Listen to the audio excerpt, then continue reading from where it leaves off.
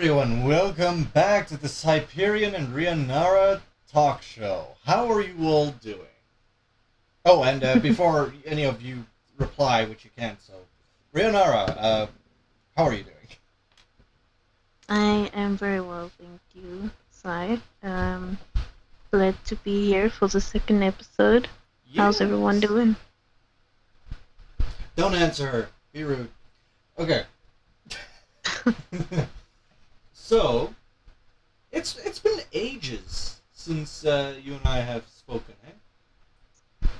It's been like 8 hours, bro. Really? Just eight hours. Just 8 hours. Damn. Wow. Yeah, so for those that don't know, and that's basically everyone, me and Rio, we met up today at a restaurant, and we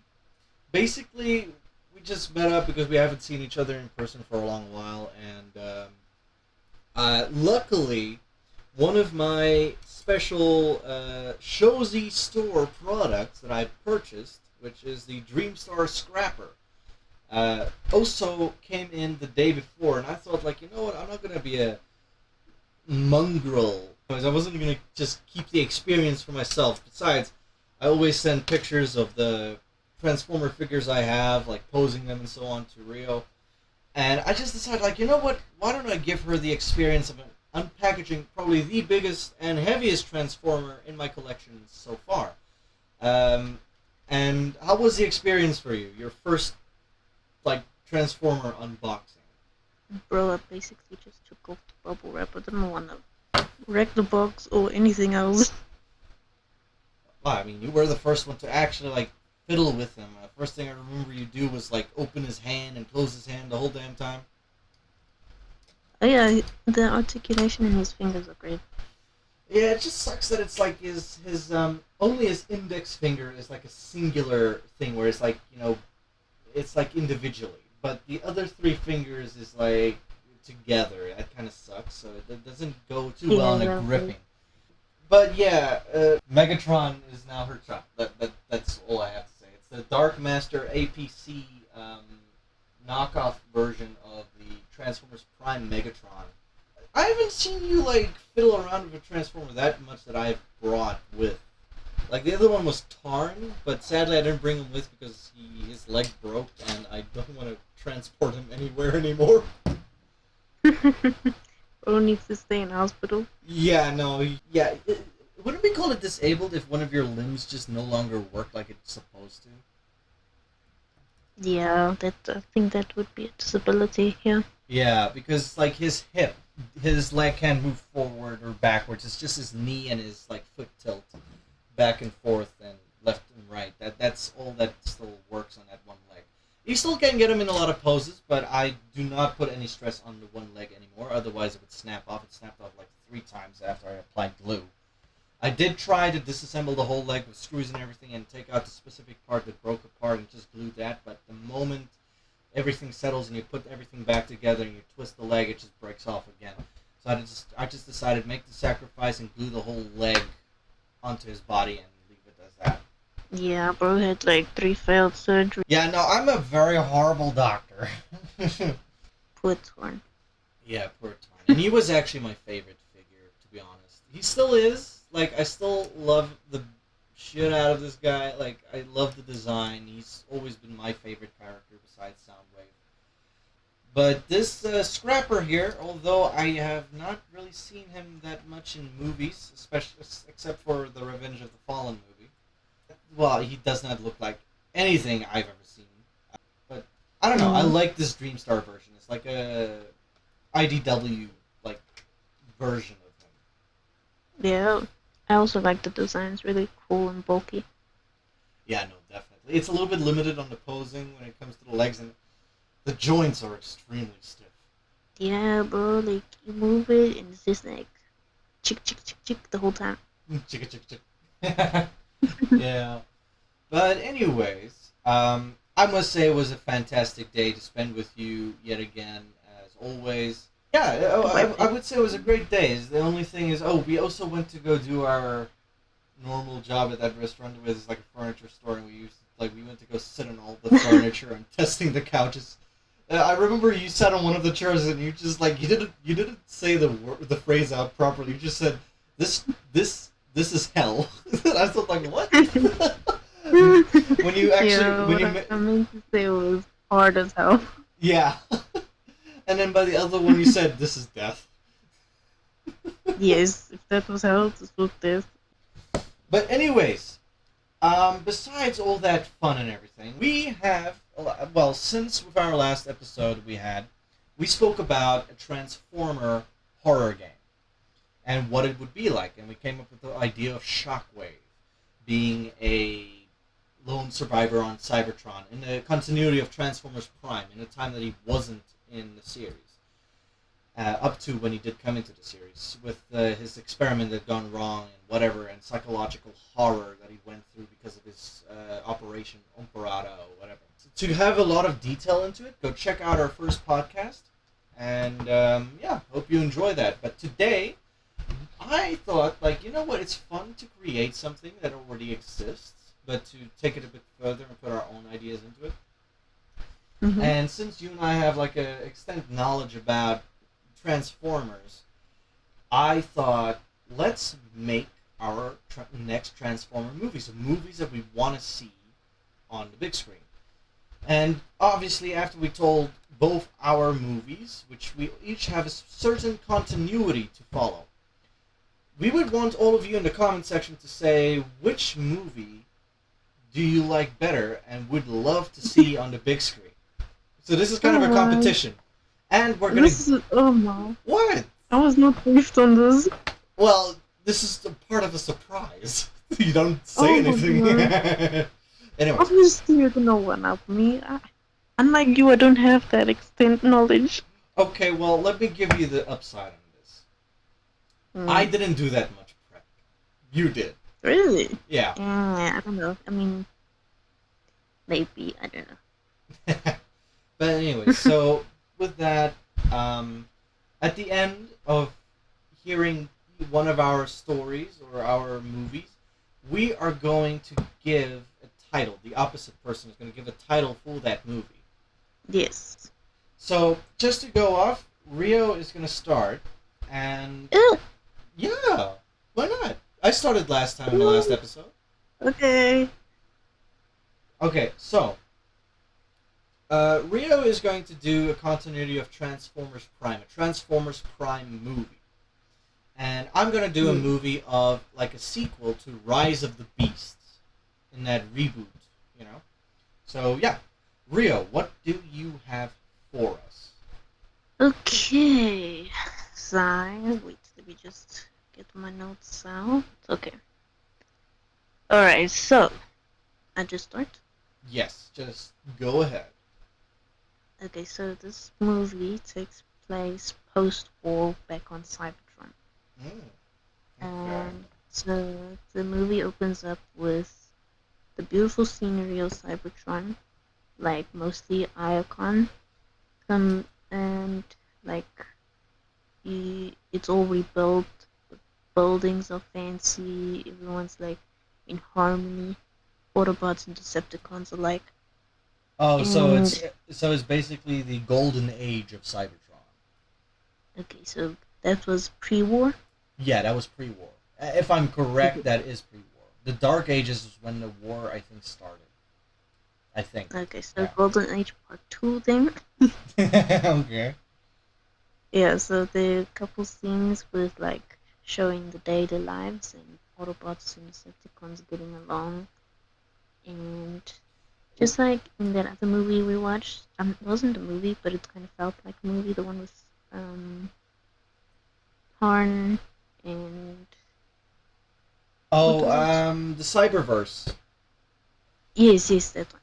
Okay, That's so one thing I want to ask you, so you say Decepticons and Autobots live in harmony together? Yeah, for the most part. Most of the population.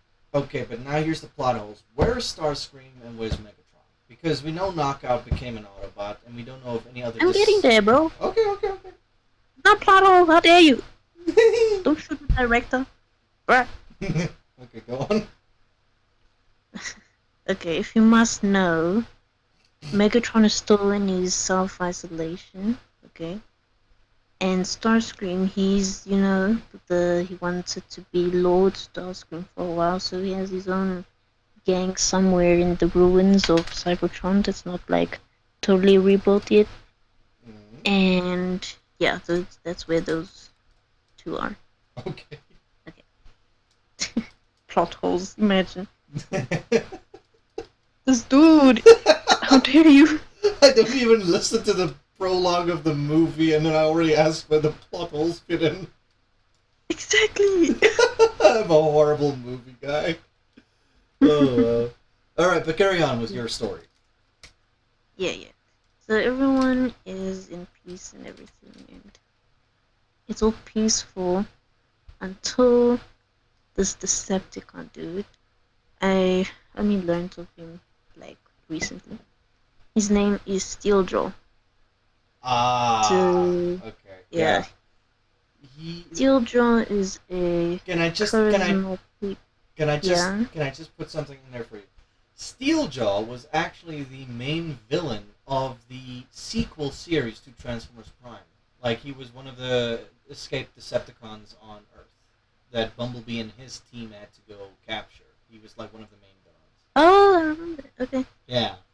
But okay, carry on. Oh, yeah. Yeah, so Steeljaw, he's a Decepticon, and he hasn't like reformed like most of the other Decepticons. But he appears in the heart of Archon City, where all the Transformers, Cybertronians are like bustling around. I just want to put out to the people out there, this movie that we're like putting in, we are not taking Robots in Disguise, the sequel series of Transformers Prime, in consideration. Not at all. This is purely a movie that's supposed to be a sequel to this Transformers Prime Predacons Rising. That's all. All the other plot lines that are happened, or Steeljaw, for example, being the main bad guy in Robots in Disguise, that never happened. This is where our reality of it branches off. Just wanted to clarify that to the listeners. Thank you, because I would have not known that. Okay. Okay, thank you. So basically, he appears on the horizon. He's beaten and bruised as much as a Transformer can be bruised. I don't know how that works, but anyways. Yeah. And so he is like battered, and he's like in this movie.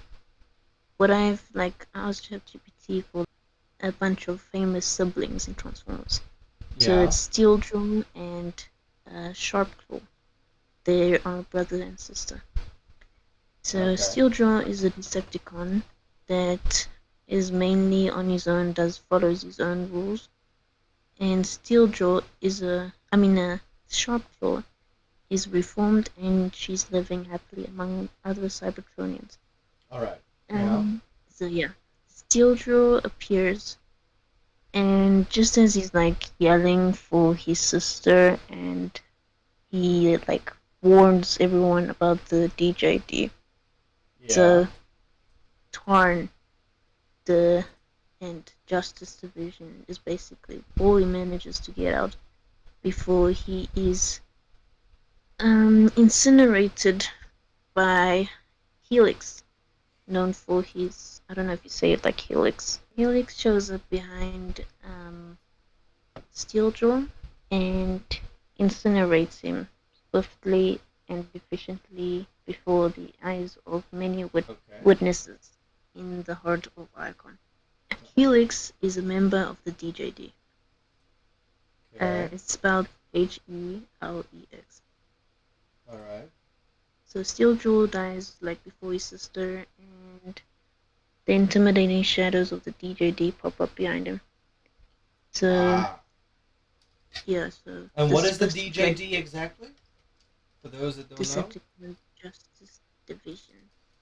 And what would you describe them as? Like what are they exactly?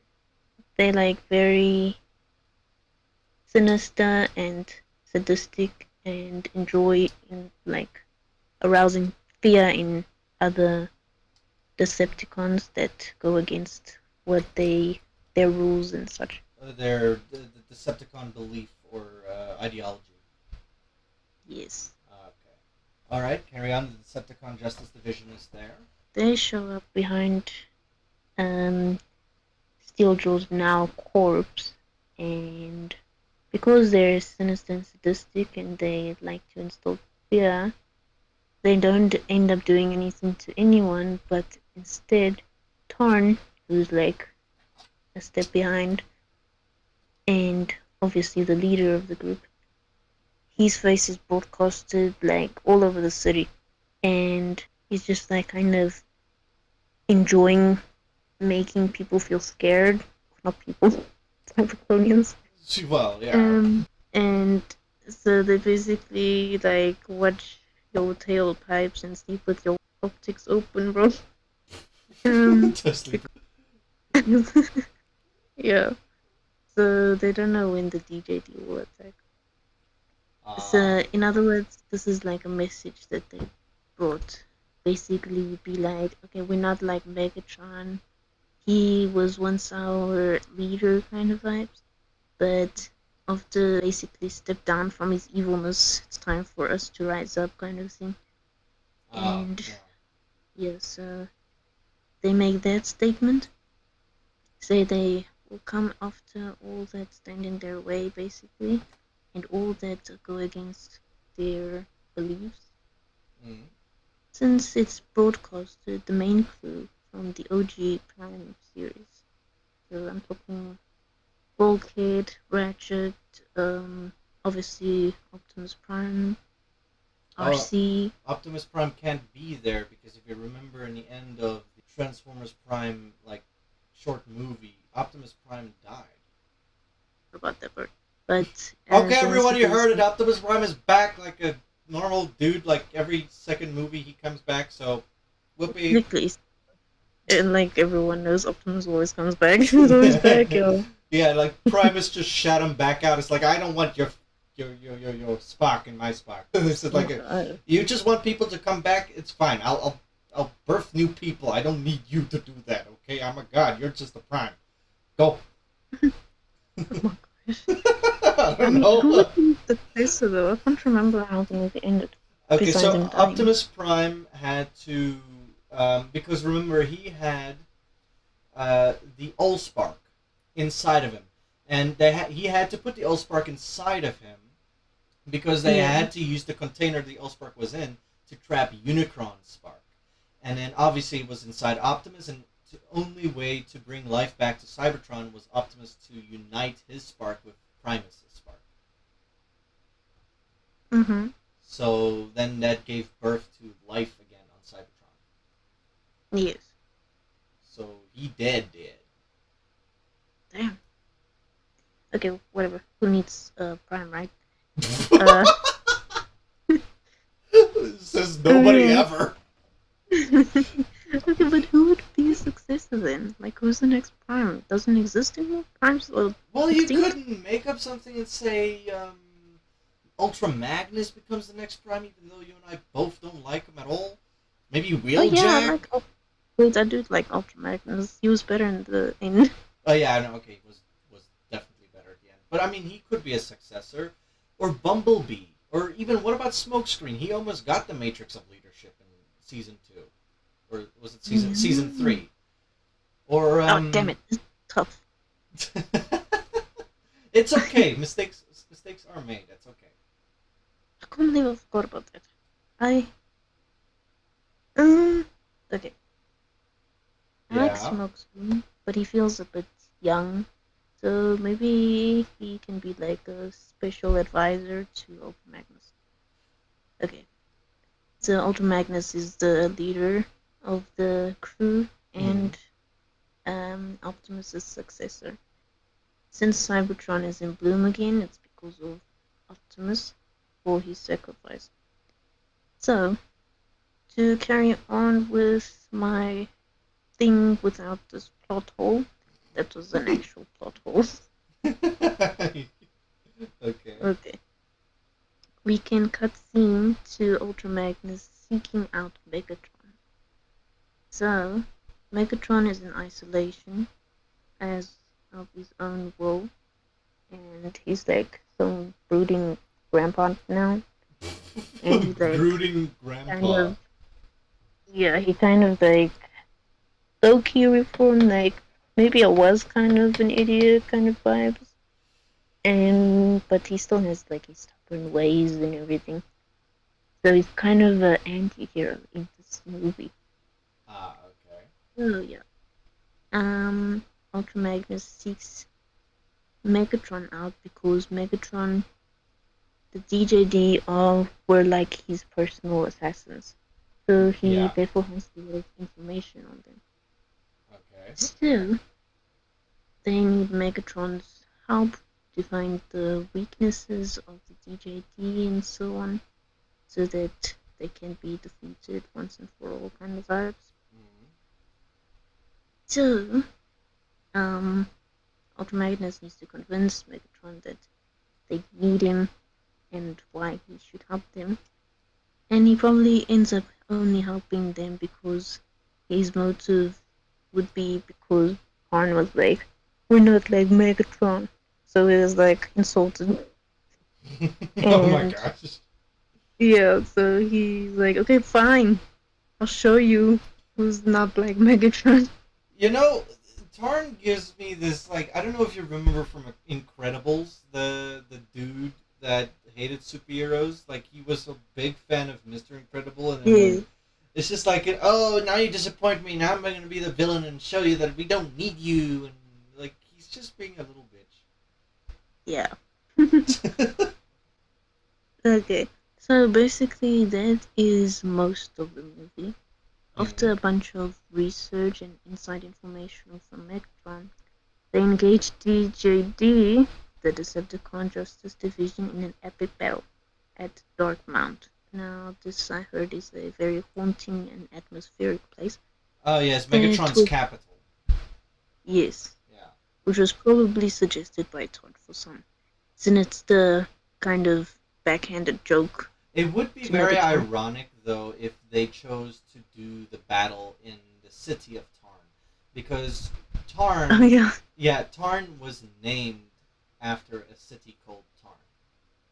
Yeah, I know of that one. That's also where the DJD's headquarters is. That's so weird to have a city named after you. You don't hear me call myself It's like Rapscalia. I was so confused because I'm asking ChatGPT to give me information and such, and they're like, "Okay, so there's a city called Pan." I'm like, "What? Are you for real? Are you sure?" uh, but, Yeah. alright, carry on. They engage in an epic battle in the Dark Mount. Yes. So this is now the final scene. Now, I mean, obviously the good guys are supposed to win. And, oh, I forgot to mention that part of the crew is Sharpclaw because she wants to avenge her brother who died in the beginning of the movie. Ah, So she's part of the Steeljaw. gang. Yeah, okay, cool. Okay, some character arc. Sharpclaw, I mean. Yeah, yeah, no, no. I mean, Yeah. like she wants to avenge her brother, Steeljaw. Oh, still joyous. Yeah. Okay.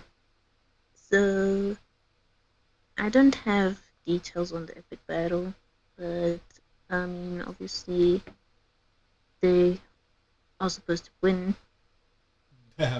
Okay, so what is the epic conclusion? So who did the? Okay, so how did they handle off the DJD, and how did who defeated Tarn? Megatron defeats Thor. All right, so Don't ask me don't ask you how. Okay. how. Um. So that's the plot line of the movie. Yeah. All right. Well, there you have it, everyone. So, I have to come up with a title for your story. Now, first of all, it's a really good story. I would love to see that. First of all, I would love to see Tarn and the DJD in a Transformers Prime edition. That would be freaking awesome. Like, they're not the group that would be naturally be featured in like series like that. I mean, Tarn was featured in Cyberverse, but which was washed down a lot when it comes to his character arc. So I really love that.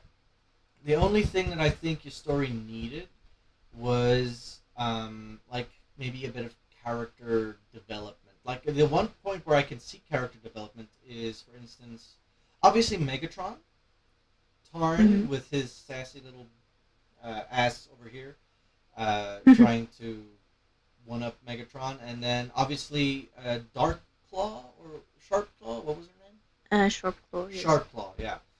Obviously, where she wants to join now and be reformed and no longer be a rogue Decepticon and become like join the main group to fight the DJD for revenge on her brother Steeljaw. Like that was great. But I feel like maybe Ultra Magnus could have had like a bit more of a character development into the formation of becoming the next Prime. Well, I mean, this is like takes place a while after Cybertron's been restored, kind of thing. So his coronation didn't really happen in the Or movie. oh, so what did he become Ultra Magnus Prime, or do we stay with the original thing that that Ratchet said? Or I don't think it was Ratchet. I think someone said like after Optimus Prime died, they said this is the end of the ages of the Primes or something. Like there was no going to be no Yeah, longer so, Primes. Oh, okay. And yeah, then that's that's fine. fine. I want to say Rise of the DJD is a good title, but I Oh, mean Rise of the Beast is already like a title and feels like a bit of a is like rip-off. a rip off basically. So I was thinking I want to put the word DJD in there to make people like get excited for the title. You know, the DJD's Mm-hmm. finally hitting theaters. So Yeah, I thought like in Reckoning of the DJD or something like that. reckoning. What is your definition of reckoning? I have no idea. It just sounds cool. I cannot think of I no shit. I make myself look dumb. Okay, not reckoning. Not reckoning. All Okay, right. okay. Devastation of no. Devastation is also a game name. Transformers. Shit. Crap. I want to say something about Return of the DJD or something along the line of that, where like I want to Yeah. use revenge because also Revenge of the Fallen. Well, why don't we just call it the Transformers Redemption? Like maybe it revolves around Megatron's redemption. Mm, yeah, I guess you can kind of make him the main character, because, like, he does kill Tarn in the end. But also the thing is, remember, Tarn symbolizes Decepticons. He is the embodiment. He's like Megatron on steroids, basically. And Tarn wears the face of the Decepticon insignia. He follows the ideology like a religion, and Megatron going against that, killing off Tarn, basically saying his full reformation and redemption Okay, but Megatron's also prideful, and, like, he doesn't want this guy being like, okay, I'm not like Megatron, and everything Megatron stands for, that he's what he's going against. So he probably rips off his face in the end and wears it. I don't know. arc. Oh, that would be dark. Okay. Okay, then not redemption. Um. How about DJD Rise Up or something? Age of the DJD. I don't know. What do you think? It reminds me of Age of what extinction? Oh, I was thinking of Age of Ultron, but I thought maybe that would be okay because it wasn't a Transformers movie. But then I remembered now Age of Extinction. Ah, shit. Um, what? Okay, what is the word reckoning? Because I feel like that could be used in some way. Well, reckoning means calculation and whatever. If I look up synonyms, but there's a second definition that says the avenging or punishing of past mistakes or misdeeds. Well, then reckoning of the DJD, because remember they punished Decepticons that no longer follow the ideology, which means they could return to punish the reformed Decepticons and Megatron that no longer follow Decepticon rule or law. Yeah, I guess you can say that. Yeah. All right, Okay. so I'm gonna start. I'm gonna give your story out of 10 I'm gonna say 7.8. Okay, thanks. Well, look, it's like majority of the Michael Bay movies is like below 6, so be happy. Yeah, I'm a better director. Okay, cool. Yeah, watch out, Michael Bay. She's gonna beat the shit out of you. Okay, mine. Mine starts with okay. So the prologue. So I kind of took this into a novelization to give the proper plot line. So the prologue Mhm. is a cold wind howls across the ruins of Cybertron, once a thriving world. Now remember, this is a sequel to Rise of the Beast. It might not be Mhm. perfect, but this is what I would want in a next Transformers movie, a live action movie. A cold wind Mhm. howls across the ruins of Cybertron, once a thriving world, now a lifeless husk, among the shattered towers and crumbling spires. A single figure moved with purpose, his crimson optic glowing through the darkness. Shockwave. He Cool. stood before an ancient console, his fingers brushing over its dust-covered keys. The machine hummed to life, revealing a long-forgotten transmission buried deep within Cybertron's archives. The signal was weak, fragmented, but the message was clear. The Codex of Primus has been found. Ooh. Okay. I don't know if that's a made-up thing. I feel like it is, or maybe isn't. I don't know. But anyways, and with it, the key is reignited. This was Cybertron's for reigniting Cybertron's future.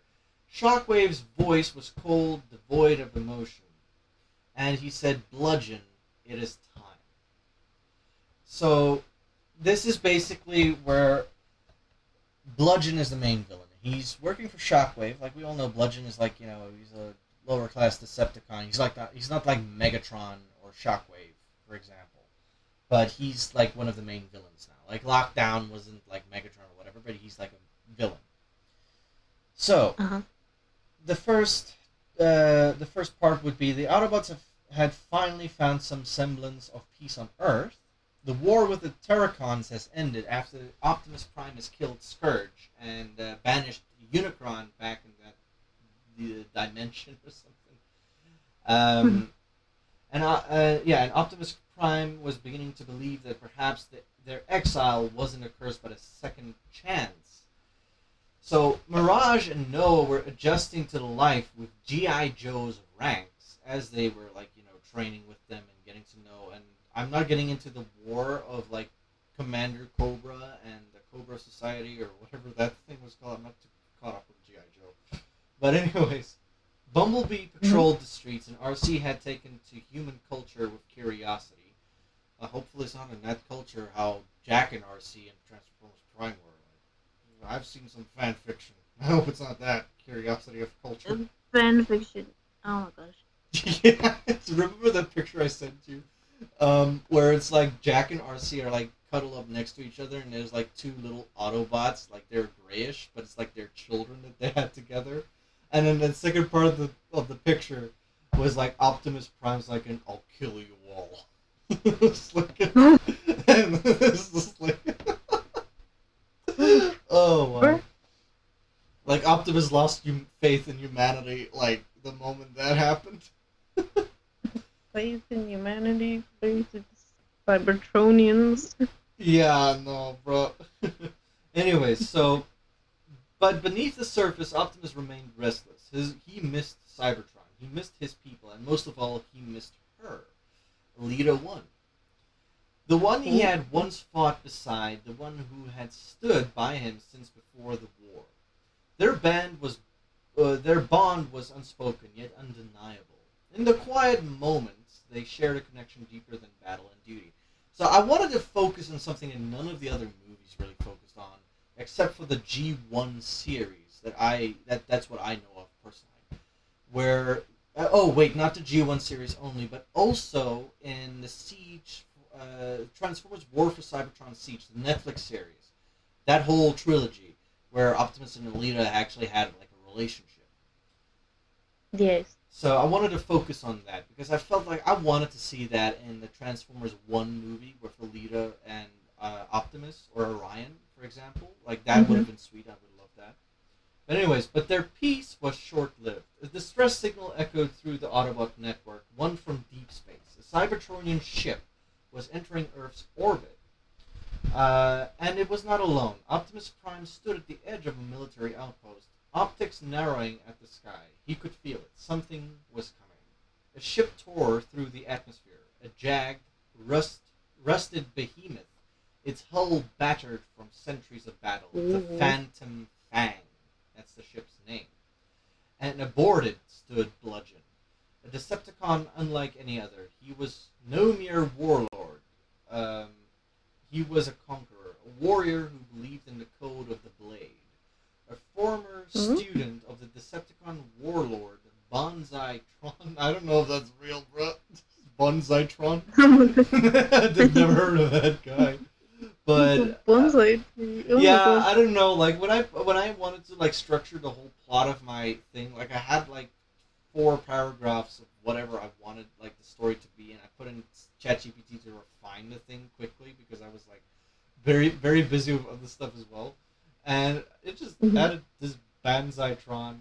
Like, bruh, okay.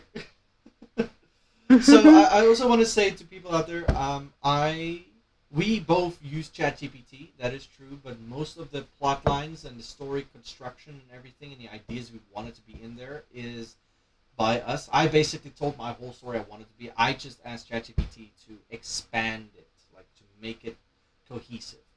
That's all. It just saves a lot of time. Yeah. Yeah. So it's still original, it's still authentic, made by us. So that I just want to put out there. Bludgeon had forged his own path, one soaked in the sparks of his enemies. He wasn't alone. His crew of Decepticon pirates were some of the most feared Cybertronians in the galaxy. Makeshift, a master of deception whose ability to mimic other Cybertronians has made him the perfect infiltrator. Overbite, a savage beast former with a hunger for destruction. Nightstrike, a shadowy assassin with bladed wings. Rusthook, a towering brute with a thirst for battle. Bludgeon gazed down at Earth, and his optics narrowing. His hunt was over. The Codex of Prime was here, and he would take it, no matter the cost. The Autobots raced to the crash site, only to find 3 survivors, Ironhide, Ratchet, and Wheeljack. Or so they thought. As they pulled the survivors from the wreckage, Mirage noticed something off about Wheeljack. His voice... Okay, so I just want to say this. Wheeljack was in Transformers Rise of the Beast, but I do not see that as Wheeljack. That was a nerd. Like, I don't know, he had suspenders, and he had glasses, and he wasn't Wheeljack. I'm talking about the Wheeljack that was in the Bumblebee movie. Like in the beginning of the opening credit, in the opening scene, with Wheeljack over the classic Wheeljack. So, let's just say RC in the midst of her... this is just a side plot, okay? So Wheeljack in Rise of the Beast accidentally stumbled upon RC that got too involved in human culture and curiosity, and she killed him so that no one else would know what she was up to. So we don't know what she was up to, so it's all just rumors. So that's what happened to that Wheeljack. This chick! She's gone rogue, pig! Optimus Prime is like a bruh. RC, no! Okay, so, as they pulled the survivors from the wreckage, Mirage noticed something off about Wheeljack. His voice, his movements, they weren't quite right. And then his optics shifted from blue to red. Wheeljack wasn't Wheeljack. He was Makeshift. Before anyone could react, the Decepticon was revealed. The real Wheeljack had been a prisoner aboard the Phantom Fang. Makeshift had taken his place long ago, feeding the Decepticons information from within. It was too late. Bludgeon struck. Oh, I forgot to say, Alita 1 was also on the ship. Yeah. Okay. Yeah, she was also on the ship. For some reason, ChatGPT left that one out. She was supposed to be on the ship. But anyway, so we have, then it's Alita 1, it's Ratchet, it's Ironhide, and Makeshift, which is Wheeljack. Bludgeon struck. The battle was chaos. The Decepticon pirates descended like demons, tearing through the Autobot ranks with savage efficiency. And then Bludgeon found her. Alita won. Fought like a warrior, but Bludgeon was unlike any foe she had faced. His blade moved like lightning, his strikes precise and deadly. Optimus turned just in time to see the worst. Bludgeon's katana pierced through Alita's chest, lifting her off the ground. No. The glow of her spark flickered as she gasped, reaching for Optimus with trembling fingers. Bruh. Optimus, she whispered. The world slowed. Optimus ran towards her, but Bludgeon twisted the blade and ripped it upward, cleaving through her spark. She fell limp. Damn. I know this is very brutal, but I want to make it an impact. A scream ripped through Optimus like thunder. He caught her before she hit the ground, his optics burning with pain as she struggled for breath. And then she was gone. The battle faded. There was only the sound of Prime's broken spark. Bludgeon smirked. Even the strong fall. Oh, wait, sorry, I should put in punctuation. Even the strong fall, Prime. And with that, he vanished into the shadows, leaving Optimus kneeling in the dirt, holding the only thing that had ever truly mattered to him. Next part is something inside Optimus snapped. The Autobots retreated, but Optimus wasn't thinking. He wasn't strategizing. He was hunting. Bludgeon awakened something dark within Prime. For the first time, Optimus wasn't fighting for honor. He was fighting for vengeance. The Autobots stormed Bludgeon's warship, cutting down his crew one by one. Ironhide gunned down Overbite in cold blood. RC sliced Nightstrike apart in a brutal aerial battle. Wheeljack crushed Makeshift Skull, reclaiming his name. Bumblebee ripped Rusthook's arms from his body, almost like Rampage in Revenge of the Fallen.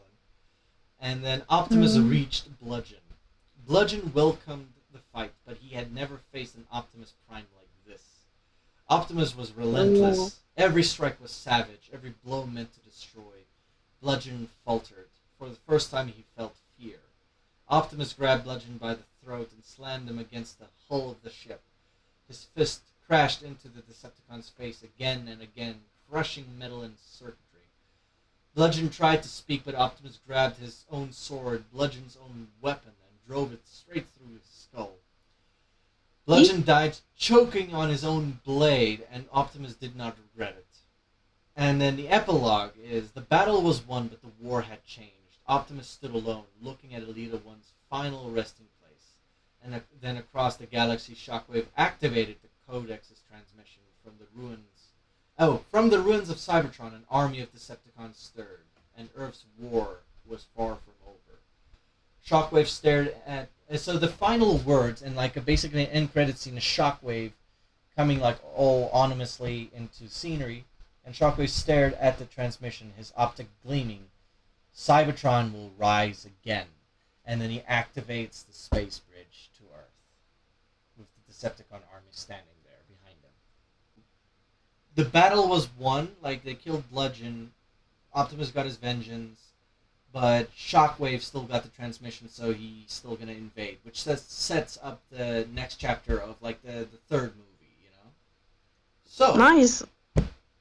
What do you think? I think it was great how you made it all detailed and story-like. What happened to the RC part again? She killed who? If I'm correct, she killed Nightstrike?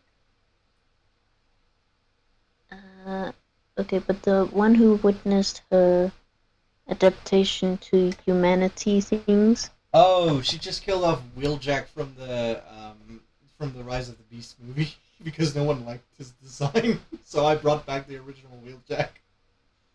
Oh, okay, that's what you meant. Oh my gosh. So there's two Wheeljacks. No, it's not two Wheeljacks. It's just some idiot in the movie designs and whatever that thought like, oh, let's make Wheeljack wear suspenders and give him a freaking caramel and brown color scheme and like take away his mouth mask thing and the blue highlighting aerial stuff around his head and give him a mouth and make him have an accent. Like, bruh, that's not Wheeljack, that's Bob. Okay, so RC kills Bob for witnessing. He kills Bob. Okay. Bob and Bobatron or Bobamus Prime. I like Bobatron better. Bobatron, okay. The Bobatron dies. What comes of RC after she kills Dead Knight? What? Night What? Strike. Night Well, Strike. I don't know. It's just the same that probably happens to Ratchet, Ironhide, and Wheeljack. And Bumblebee. They're all just like there. So this chick is like doing sketchy stuff Oh and well, killed. okay. So this is just a sideline. This is not a major thing. This is just to make comedy, just to get rid of that Bobatron, like that shit illustration of Wheeljack. It was just a funny Oh, joke so thing. Like it doesn't exist in the movie. Actually, that didn't really happen. oh well. Yes. Anyways, what else did Okay. you like? Okay, so that was just a blooper. Okay, that's very sus of RC. So they all come together at the end and they defeat Bludgeon, mostly Prime. I like that. I mean, it's kind of scary that broke. It's super sad. What caused it? Um, Now for a title. Um, Wait, I just before you think of the title, the reason I wanted to bring in Elita One, but the thing is, I also wanted to make. I want to see, like, I wanted to let people get a taste of Nemesis Prime. Like, I want to see a good illustration of Nemesis Prime in the future, but I wanted to give like a fraction of what it would be, and I thought the best way to break Optimus Prime, to like break that code of honor kind of bullshit that he always follows, and lose the one that he loves most. So I yeah. that's just like a setup, like a little taste for what could come like in like maybe two movies later or something as a main villain, like Optimus Prime going against a time traveling Nemesis Prime. Yes, okay, that makes sense. Yeah. I liked it. Now for a title. Okay, give me a couple seconds.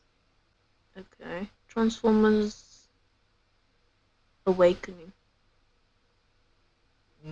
What is it awaken? The dark side of Optimus.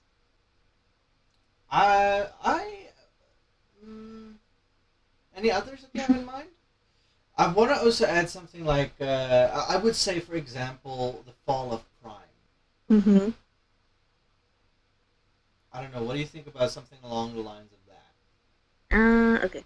I like Fall of Prime, but I feel like that gives it away too much. Something that would make people speculate. Hmm. Um, What about this? Transformers till all are one. um, Wait, no, actually, that feels like a Avengers Endgame title.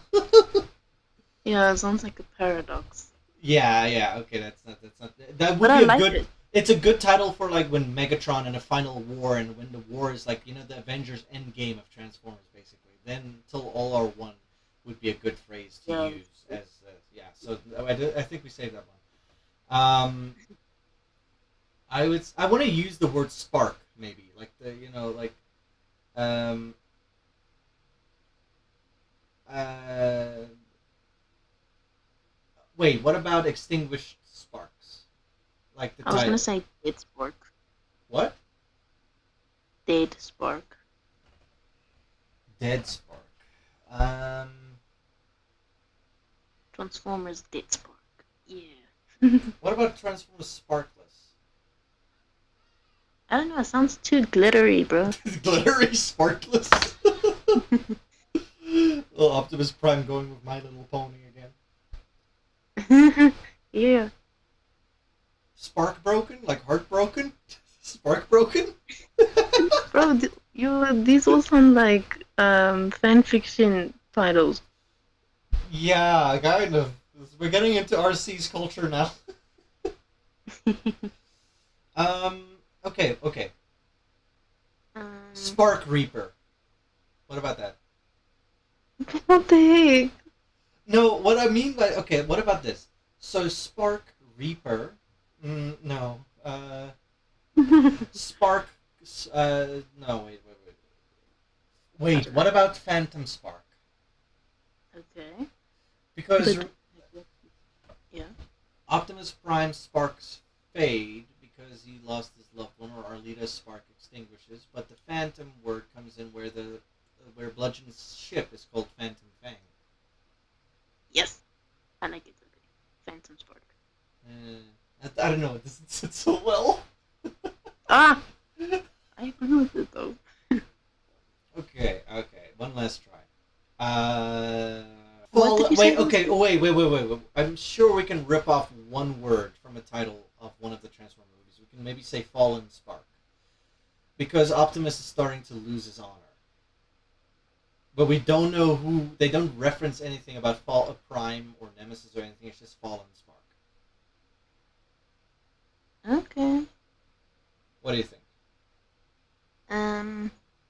I like it. Okay, cool. But anyways, I think we should end now. This is a very long episode, but we don't have limits because people love listening to us.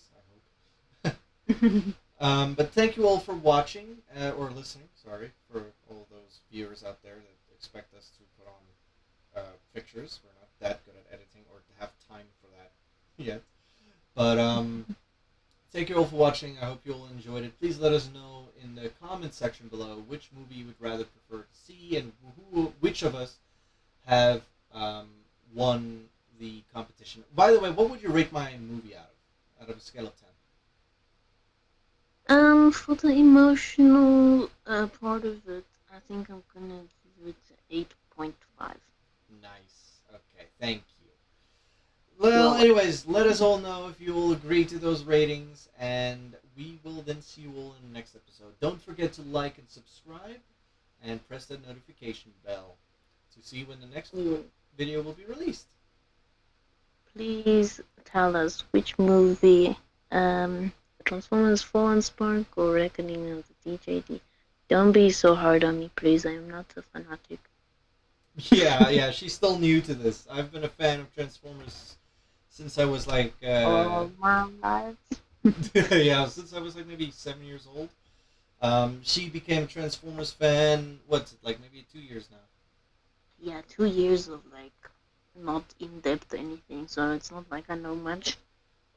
Yeah, well, I mean, you know more than the average just viewer of like Transformer movies. Like you know more than you know more than of Transformers than just about the movies. Yeah. I mean, you know about Tarn, you know about Bludgeon, you know lots of other characters that weren't in the movies or anything that are in the comics. So you know quite a lot compared to a lot of people that just watch movies. Yeah, compared to the average Joe, I'm pretty dope, so please like my movie, please. Shame. Please. Alright, everyone. We'll see you all in the next video. Love you all. Stay safe. And like push that notification bell, boy. Watch the next podcast. Yeah. Bye-bye. See you next time, guys. Boy.